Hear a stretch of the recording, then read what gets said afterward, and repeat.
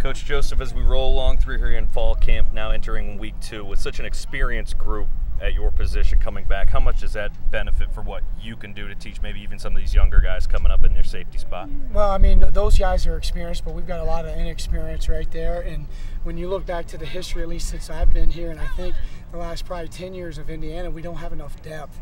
And it's hard. You think of John Crawford his freshman year, you know, playing every play almost and getting beat up with shoulders and stuff like that. So we need to continue to push along with some of the younger guys and develop some depth so we can give John Crawford and Marcelino Ball and some of those guys some breaks. As you talk about Marcelino Ball, just from everything that he accomplished in his first year, just coming back for year 2, what kind of steps do you expect him to take, whether it's in practice as more of a leadership guy and on the field obviously as well? He has his own unique leadership style that I don't want to mess with. He's one of those guys that whatever you do, he's going to win. And he's going to talk the whole time, and it's hard to break him. And that's what we don't want to change that and let him go and ride with that. What we're trying to get him to do is to mature. It seems like there'll be times where he'll come out and he'll do something and you're like, where in the world did you see that on YouTube or something or what?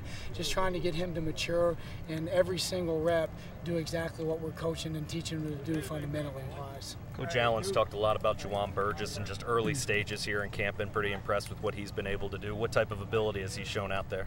Well, you know, he's just, and him and Brian Fitzgerald both, I think, are natural football players. They might be totally wrong and they should be in the deep half and they're covering the flat or something to that matter, but they just have natural ability to have their feet in the ground, you know, tracking the near hip and just making football plays. So anytime you have that natural ability, we can get the mental part and the scheme-wise fixed easily. Finally, Coach, we're also talking with Chase Dutra today. Yeah. Obviously a guy that's been through so much in these few years that he's been here, from a leadership perspective and just everything that Chase can bring to this football team. What impresses you most about Chase Dutra? He's got a purpose. He's got a purpose. This is his 5th year. He's been through a lot, both on and off the field, good and bad, and he's here for a purpose for training camp, a purpose to play his senior year, and he's trying to get that effect on all the DBs in that group.